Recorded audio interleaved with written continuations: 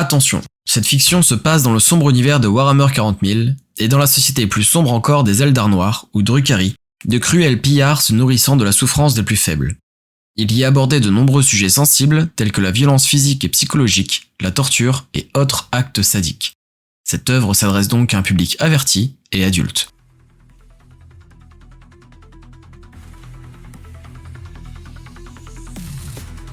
Les chroniques de l'alarme de Ronce.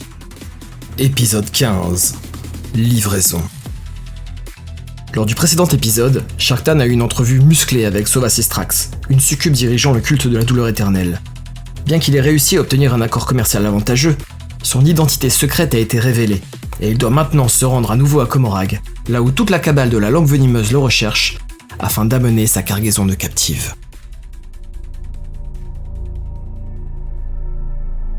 Sharktan tournait comme un lion en cage. En face de lui, toute sa cabale s'activait autour des sœurs de bataille capturées, comme des chiens de berger autour d'un troupeau belliqueux. Le regard crispé sur chaque geste, son épée dégainée et son pistolet en main, il marchait sans cesse pour calmer sa nervosité. Il avait un mauvais pressentiment. Non, c'était plus que ça. Il avait la certitude que cela allait mal se passer. Mais il ne savait ni quoi, ni comment. Il tentait désespérément de tout contrôler, tout le temps. Il en était obsédé. Mais ce deal avec cette succube, qui l'avait démasqué, au cœur de Comorragh, cela ne pouvait pas bien se passer. Pour autant, il n'avait pas le choix. Il ne pouvait pas vendre ses sœurs à qui que ce soit d'autre sans que l'on ne fasse le lien avec lui. Il ne pouvait pas ne pas les vendre, ou le manque de ressources finirait de détruire sa cabale rachitique. Il ne pouvait pas utiliser la force, il était clairement en dessous. Il allait devoir faire confiance. Et ça, c'était impossible pour un Drukhari. Pire, c'était une insulte, une humiliation. Malgré tout, il s'était préparé autant que possible. Il avait réussi à retrouver le soutien des Mandragores. Bien que peu coopératives depuis le dernier raid dans l'espace réel où elles avaient subi quelques pertes, ces créatures respectaient l'alliance que Sharktan avait signée en buvant la fiole d'agonie, et se gavaient avec plaisir des souffrances des captifs infectés. Tout reposait sur elle aujourd'hui.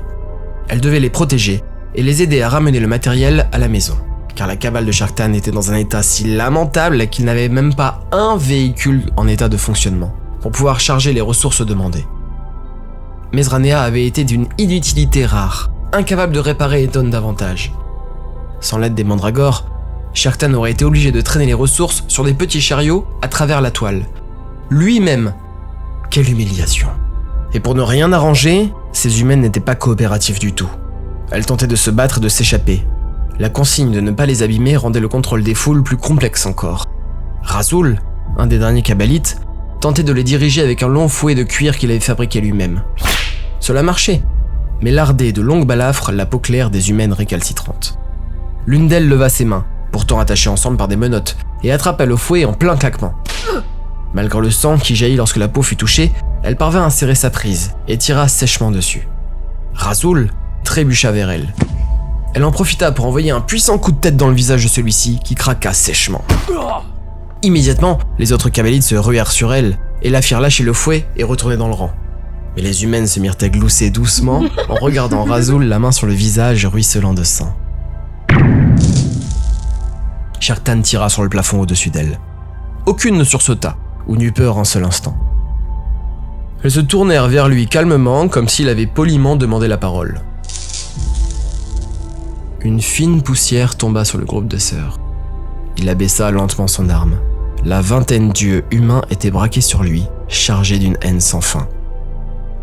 Sharktan sortit un petit appareil de son armure et le posa au sol, puis se redressa. Il prit une grande inspiration et gronda. « Espèce de singe rachitique tout juste bon à mourir ! Vous croyez la race élue de cette galaxie, mais vous n'êtes à peine plus évolué que les orques puants. » L'appareil au sol se mit à traduire en haut gothique. Le regard des sœurs s'ouvrit, illuminé par la surprise, mais encore plus par la haine. Et encore, eux au moins ont la dignité de ne pas se prendre pour plus qu'ils ne sont, des destructeurs décérébrés. Vous n'êtes que des macaques qui ont eu le malheur d'inventer le langage et qui n'ont cesse de se raconter des histoires depuis. Vous vous croyez élus, vous vous croyez sacrés. Vous n'êtes que des chiens en laisse d'un cadavre desséché, des asticots nécrophages qui grouillent dans le corps de votre empire déjà mort. Je vous hais tellement. D'une haine millénaire, une haine qui est née alors que votre race tapait encore sur des pierres pour faire du feu. Une haine éternelle qui survivra longtemps après que le dernier de vos descendants simiesques aura fini de se noyer dans le sang et les excréments de son empire pourrissant. Toutes les humaines le fusillaient du regard, avec une rage qui n'avait que la sienne comme équivalent. Les rires étaient morts et enterrés. L'air était chargé de tellement de rage qu'on aurait dit que la foudre allait s'abattre. Shartan laissa au traducteur le temps de finir son travail. Une sœur ouvrit la bouche et commença à parler en haut gothique elle aussi pour lui répondre. Shartan releva le pistolet droit sur elle et hurla « Ferme ta gueule, toi! T'es censé faire vœu de silence comme tes copines, alors l'ouvre pas quand ça t'arrange !» Kereruit avança et envoya une droite dans le visage de l'humaine attachée, la faisant taire. Le traducteur fit tout de même son travail et déclara « Stupide Xénos, au moins, nous n'avons pas créé un dieu du chaos. » Avant de s'interrompre. Shartan continuait d'hurler pour ne pas entendre sa réponse. « Tu n'es même pas digne que je vous regarde, bande de créatures difformes et obscènes. Mais aujourd'hui est un jour joyeux pour vous et pour moi. Aujourd'hui, je me débarrasse de vous. » Les sœurs l'observèrent, soudainement curieuses. « Aujourd'hui, vous allez rejoindre votre sœur avec qui je suis parti il y a 3 nuits. Je vous ai échangé contre des prisonniers. » Certaines sœurs s'échangèrent de discrets regards. « Voyez-vous, quand on a attaqué votre cloaque de merde que vous appelez votre hôpital, certaines de vos comparses ont été un peu plus douées au combat que vous. Elles ont réussi à contrecarrer mes plans, et même pire, à capturer nombre de mes troupes et de mes précieuses ressources. Il se trouve que je n'ai pas besoin de vous, mais que j'ai besoin de ces prisonniers. J'ai donc fait une proposition à vos sœurs, un échange de prisonniers, vous 10 contre les quelques captifs qu'elles ont encore. Il y en avait plus que 10 originellement, mais elles en avaient déjà tué beaucoup avant que j'arrive à les contacter. » Les regards s'adoucissaient. Les sœurs semblaient mordre à l'hameçon. Les plus jeunes surtout. Les plus anciennes fronçaient les sourcils. Elles ne croyaient pas les Xénos et savaient que l'humanité ne négociait pas avec les aliens. « Je garde les civils qui sont dans cette pièce et je n'attaquerai plus jamais vos positions. Voilà l'accord passé. Mais je jure, sous tout ce que j'ai de plus précieux, que si vous continuez à me faire chier comme vous le faites là, je vous mitraille de munitions éclateuses et je vous rends à vos sœurs inconscientes et quasi mortes. Est-ce que c'est clair ?» Aucune sœur ne lui répondit. Aucune n'exprima de joie. Aucun regard ne se départit de sa haine. La perspective d'être sédatée dans la douleur semblait finir de les soumettre à la coopération. Shartan se contenta du silence et de ce calme qu'elles affichaient. « Bien, alors en route. » Il fit un geste de son pistolet aux autres gardes Drukhari, puis ramassa le traducteur au sol, avant d'ouvrir la marche. Il avança vers le mur avec le vieux portail et fit sortir un autre appareil de son armure qu'il pointa vers ce dernier. Dans un frémissement chatoyant, le portail vers la toile s'ouvrit.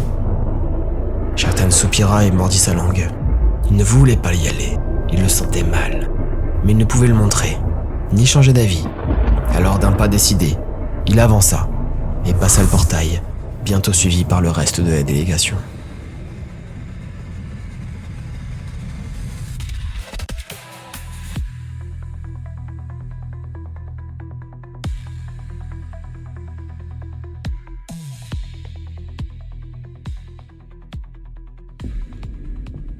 À l'exception de Hart, tout le monde était là. Ce qui faisait 9 personnes. En comptant Shartan. Heureusement, les mandragores rôdaient dans les ombres des tunnels de la toile, suivant le groupe discrètement. Mais combien étaient-elles ? À quel point s'impliqueraient-elles dans les problèmes ? Impossible à dire. 9 Drukhari pour escorter 10 humaines. 9 Drukhari pour forcer à ce qu'un deal soit respecté. 9 Drukhari contre tout Comorag. Shartan marchait vers sa mort, il le sentait. Il allait sortir du portail, faire quelques mètres, et un chasseur bombardier de la langue venimeuse passerait en rase-mode pour lâcher une bombe à antimatière. Ou alors, les centaines d'élions dans le ciel se tourneront contre eux et lui prendront sa cargaison à la seconde où ils la verront. Ou juste, Sovasistrak sera là, prêt à réceptionner ses humaines, mais sans rien en échange. Et c'est avec ses 8 autres pauvres troupes qu'il allait devoir la contraindre. Quelle idée de merde il avait eu de créer sa propre cabale. Il avait plus de force sous ses ordres lorsqu'il était sybarite. S'il avait donné cette ronce à Malice, peut-être aurait-il été adoubé Voivode, ou même Archon. Peut-être qu'il n'était pas trop tard. Peut-être que s'il était capturé, il pourrait inventer une histoire pour justifier sa trahison et offrir toute sa récolte à Malice. Mais le tuerait à coup sûr. Pourquoi le garderait-elle en vie après cela? Lui qui l'avait défié. Perdu dans ses angoisses, Sharktan ne se rendit même pas compte qu'ils étaient déjà devant la sortie du portail. Il le regardait ondoyer devant lui. Que le temps passe vite lorsqu'on sait qu'on en va mourir. Il n'avait prêté aucune attention au groupe derrière lui, ni à ses environs, totalement absorbé par ses pensées paranoïaques. Qu'importe, il était trop tard pour faire demi-tour maintenant. Autant mourir dignement, la tête haute, en tant qu'archon audacieux, plutôt qu'en un sybarite trop lâche. Sans rien dire, il s'engagea alors dans le portail. Il émergea de l'autre côté et fut frappé par le silence. Pas de combat dans le ciel, pas de moteur qui hurlait dans les ténèbres. Devant lui, Sova Sistrak, debout, appuyée sur une longue lance. Elle semblait ivre ou droguée une fois encore. Derrière elle, des dizaines et des dizaines de Cérastes. La taille des premiers masquait ceux derrière, mais Sharktan eut l'impression que tout le pont en était couvert. Ce n'était sûrement pas le cas, mais rien qu'avec ce qu'il voyait devant lui, c'était plus d'une centaine. Il déglutit lentement.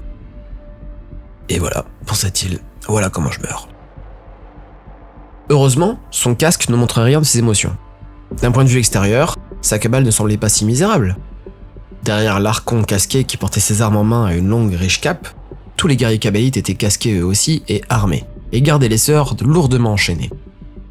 Ces dernières regardaient autour d'elles, totalement perdues et éberluées. Elles semblaient très surprises de découvrir Comorag. La cité crépusculaire se déployant dans toutes les directions en une forêt de bâtiments acérés tels des ronces noires. À la grande surprise de Sharktan, des caisses étaient disposées juste devant le portail. Ouvertes, il vit d'ici qu'elles contenaient ce qu'il avait demandé. Il voulut approcher pour vérifier, mais fit d'abord une longue révérence à la succube. Celle-ci lui envoya un regard pâteux, appuyé sur sa longue vouge. « Salutations. Comme convenu, voici la cargaison.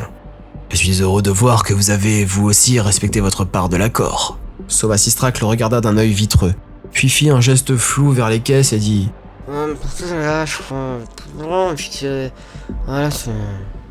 Sharktan ne comprit pas bien. Il hésita à la faire répéter, mais cela n'en valait pas la peine. Il refit une révérence et fit un geste pour que les sœurs avancent. Celles-ci restèrent en place malgré les injonctions. Elles cherchaient leur sœur, leur base, l'impérium. Elles comprenaient lentement qu'il leur avait menti, et la rage éructait en elles. Les Cérastes s'élancèrent vers l'avant et bondirent au milieu de la délégation de Sharktan. Il y eut des hurlements de protestation, mais déjà les pauvres sœurs repartaient, de gré ou de force, avec les Cérastes qui les maltraitaient déjà. Les troupes de Sharktan étaient dans un état d'hypervigilance, tendu. Ils laissaient les Cérastes s'approcher et prendre les captives, mais étaient prêts à ouvrir le feu au premier geste suspect de ceux-ci. Sharktan claqua des doigts et montra les caisses. Il y eut un froissement d'air et des mandragores apparurent à côté de chacune d'entre elles. Sova Sistrak eut à peine le temps de lever un sourcil de surprise qu'elles disparurent en emportant avec elles les caisses remplies de matériel. « dit simplement la succube étonnée. Sharktan la regarda, attendant le reste de la phrase, mais elle ne dit rien de plus. Il attendit un peu, les sœurs s'éloignaient, les caisses avaient disparu, l'accord s'était bien passé. Sova Sistrak sembla se liquéfier doucement.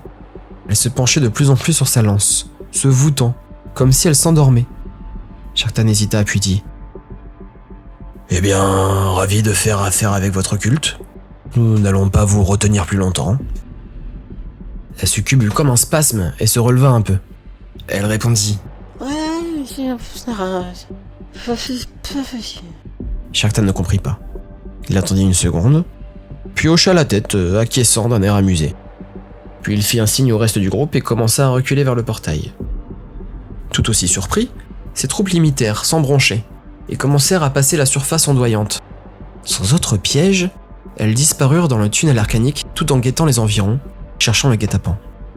À plusieurs centaines de mètres de là, invisible derrière une pointe de spire, une armure carapace caméléoline diffractant la lumière masquait une étrange silhouette.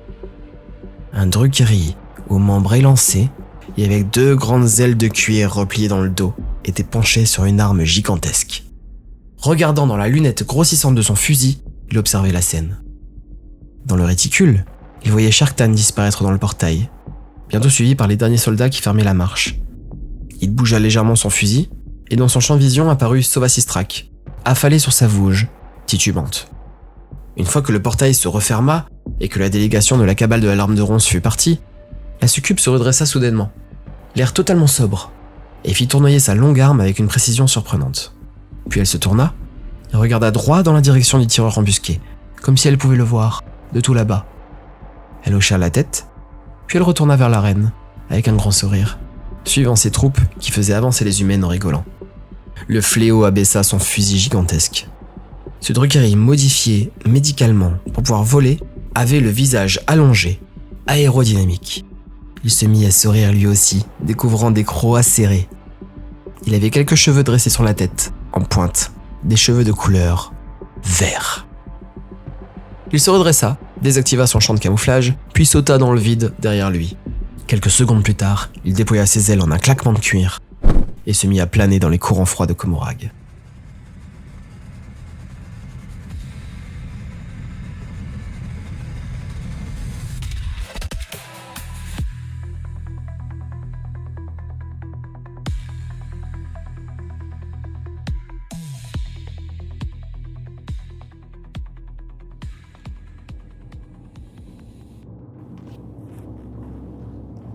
Sharktan marchait vite. Il courait presque. Il avait envie de s'enfuir, de sprinter à travers les couloirs.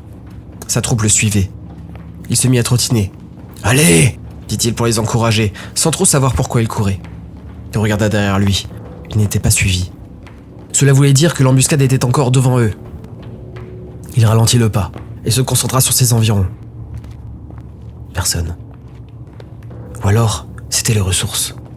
Elles étaient piégées. Elles avaient détonné une fois arrivées et sa base était en feu. Oui, c'est sûr. Il allait arriver pour découvrir un champ de ruines.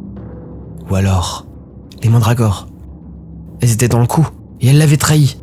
Elles étaient parties avec les ressources et s'en servaient elles-mêmes, c'est sûr. Ou bien Hart l'avait trahi. Et le portail serait fermé à jamais, gardant pour lui toutes les ressources et tous les captifs.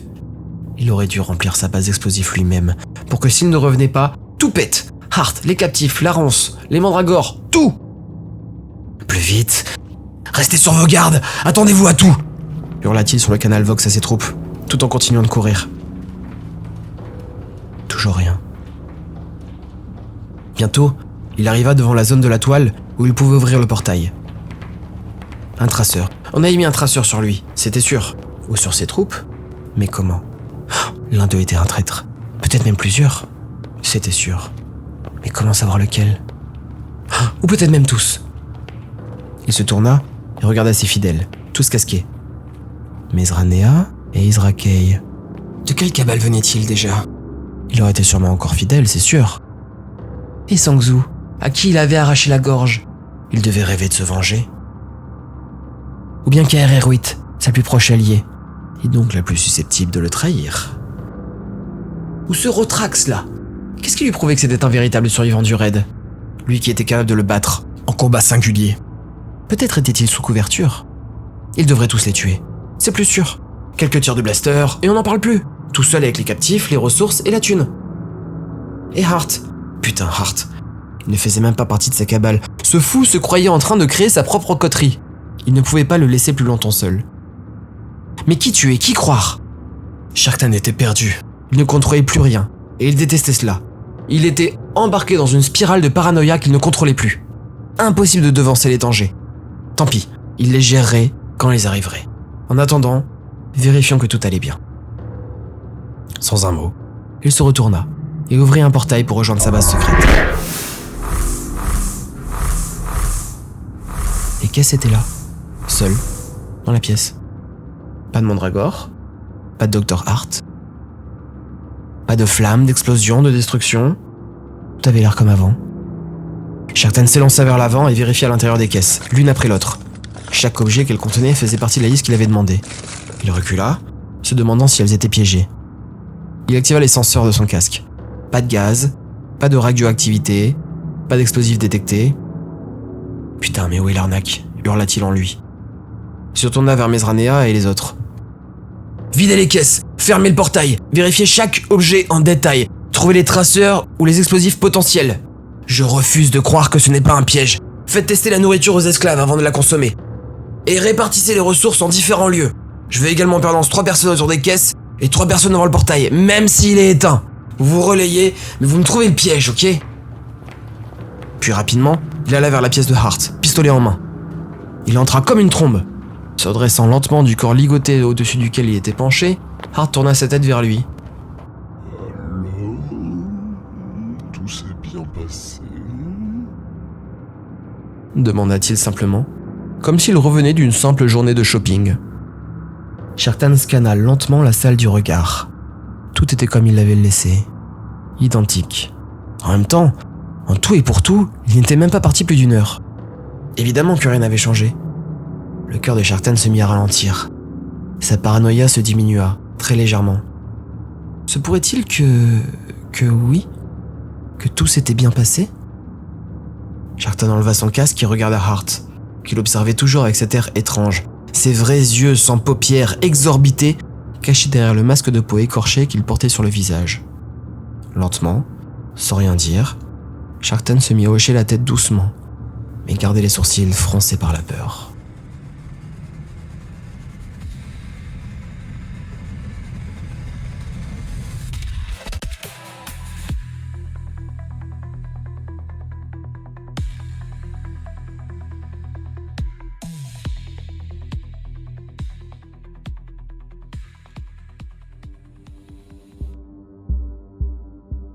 Cela faisait maintenant 5 nuits depuis l'échange. Il avait fallu du temps pour y croire, mais il semblerait que tout s'était bien passé. Mesranea s'était remise aux réparations, après avoir fait un inventaire détaillé de tout ce que contenaient les caisses. Des vivres, des munitions, quelques armes et armures, et surtout du matériel pour Hart et pour elle réparer le saccageur. Sharktan avait organisé un petit banquet, où tout le monde avait bu et mangé copieusement, et s'était ensuite fait plutôt discret. Dormait-il ? Explorait-il les profondeurs de ce repère ? Il avait en tout cas reparlé avec les mandragores, car celles-ci s'étaient remises à amener des Drukhari un peu perdus. Le processus de recrutement se remettait doucement en marche, sous la supervision de Kaer Erwit. Maintenant qu'on avait de quoi les nourrir et les équiper, il fallait grossir les rangs. Sharktan passait parfois pour participer à leur formation ou leur sélection, mais que faisait-il en dehors de ce temps-là ? Bonne question. En tout cas, elle n'en chercherait pas les réponses. Mesranea le craignait et le respectait, mais elle préférait quand il n'était pas proche d'elle. Elle ne pouvait pas dire qu'elle l'appréciait. Son courage et son talent étaient très impressionnants, elle devait le reconnaître. Mais sa susceptibilité et son obsession du contrôle le rendaient difficile à supporter et imprévisible. Cependant, il lui avait parlé de promotion. Et même si elle ne croyait pas tant que ça à ce projet de cabale, cela ne lui coûtait pas grand-chose d'essayer. De toute façon, sa précédente cabale avait été annihilée par la cabale de la langue venimeuse, et elle aurait sûrement dû être morte à l'heure qu'il est. Le simple fait d'être toujours vivante, aujourd'hui, était déjà une victoire. Mais le fait qu'elle ait désormais des perspectives d'avenir était inespéré. Et puis les infectés dégageaient une source de souffrance qui n'était pas désagréable. Après ce travail laborieux d'inventaire, elle pouvait donc se consacrer à la mécanique, et elle savait qu'un saccageur en parfait état de fonctionnement était la première étape indispensable pour être respecté par son archon. Même si ce n'était pas la première fois qu'elle le réparait, et que même si ces bricolages pourtant extrêmement ingénieux, comme le portail de la toile portable, n'avaient pas été véritablement appréciés à leur juste valeur, elle savait que c'était pour elle le meilleur moyen de se distinguer de tous les grouillots qui allaient bientôt rejoindre la cabale. Voilà pourquoi elle était à moitié enfoncée sous le ponton du véhicule, en train de démonter des pièces délicates d'ingénierie Drukhari. Normalement, ça, c'était le travail des esclaves, pas de ses mains délicates. Mesranea s'était longuement formée à comprendre le système d'équilibrage des nœuds gravitiques de la coque, avait disséqué les turboréacteurs et leurs convertisseurs d'énergie kinétique, savait recoudre des capteurs d'énergie des voiles éthériques, et 1000 autres termes complexes qui se logeaient à la frontière de la très haute technologie et de la sorcellerie. Pour autant, les vaisseaux Drukhari n'étaient pas faits de moelle spectrale comme avec leurs cousins à Eldari, mais de bons vieux aciers, céramiques et autres alliages de matériaux. Tout comme les créatures les plus complexes et impressionnantes de la galaxie ne se résumaient finalement toujours qu'à un tas de viande organisée, au final, la mécanique n'était qu'un assemblage de tubes, câbles, plaques, joints et métaux divers. Et le morceau récalcitrant qu'elle n'arrivait pas à détacher, et sur lequel elle tapait à coups de marteau pour le déloger, l'énervait au plus haut point. Lorsqu'elle parvint enfin à le libérer, elle saisit de son autre main la nouvelle pièce identique afin de faire l'échange le plus vite possible. Mais quelque chose la choqua. Dans sa main droite, l'ancienne pièce qu'elle venait d'arracher. Dans sa main gauche, la nouvelle pièce qu'elle allait installer en remplacement. Les pièces étaient normalement identiques. Pourtant, la nouvelle pièce était plus lourde. C'était très léger. Un humain ne l'aurait sûrement pas senti. Mais les sens délicats et surdéveloppés d'un Drukhari, oui. Ce n'était que quelques grammes en plus. Mais la pièce neuve n'avait pas de poussière sur elle. Si une différence de poids aurait dû exister, cela aurait dû être l'ancienne qui était plus lourde, pas la plus légère. S'immobilisant dans sa réparation, elle posa l'ancienne pièce pour se consacrer de ses deux mains à la nouvelle. Il fallait trouver un moyen de l'ouvrir, discrètement, sans l'endommager. Elle prit le temps, lentement, utilisant les verrous magnétiques pour déverrouiller les fixations arcaniques, et elle finit par ouvrir le petit objet. Immédiatement, elle vit à l'intérieur un petit carré qui n'avait rien à faire là. Un petit carré lisse, de quelques centimètres, mais suffisamment grand pour être un traceur, un micro, une caméra, une balise de localisation ou toute autre technologie d'espionnage. A priori, cependant, pas assez grand pour être un explosif ou un piège. Elle l'approcha de son visage et l'inspecta. Elle se rendit compte que quelque chose était gravé dessus, très légèrement, de façon à ce que l'on ne puisse le voir uniquement selon le bon angle de lumière avec un petit reflet. Un symbole. Qui serait assez fou pour signer son espionnage avec un symbole ? Lorsque Mesranea le reconnut, son cœur se figea et elle devint froide comme une pierre. Une sorte d'œil stylisé dans un cœur pointu. Le symbole de la cabale du cœur noir. La cabale d'Asdrubael Vect. La cabale la plus ancienne et la plus puissante de toutes, sous les ordres de Drukhari le plus puissant et le plus rusé de tous. Évidemment. Et il s'intéressait à Sharktan et sa cabale. Il l'espionnait. Il l'espionnait là tout de suite. Mesranea réalisa soudainement qu'il était possible qu'Asdrubael Vect lui-même soit en train de la regarder tenir le petit objet. Là, tout de suite, maintenant, en direct. Elle n'avait pas son casque. Son visage était reconnaissable. Non, ce n'était qu'un traceur. Mais à ce moment-là, comment s'en débarrasser ? Et surtout, fallait-il en parler à Sharktan ? Mais attends, qui était le plus dangereux ? Le plus risqué de décevoir ? Sharktan ? Ou Asdrubael Vect ? Mesranea n'hésita qu'une demi-seconde à cette question. Elle fit un petit salut de la tête au carré qu'elle avait trouvé et s'attela à le remettre exactement à sa place avant de reprendre ses réparations, terrifiée.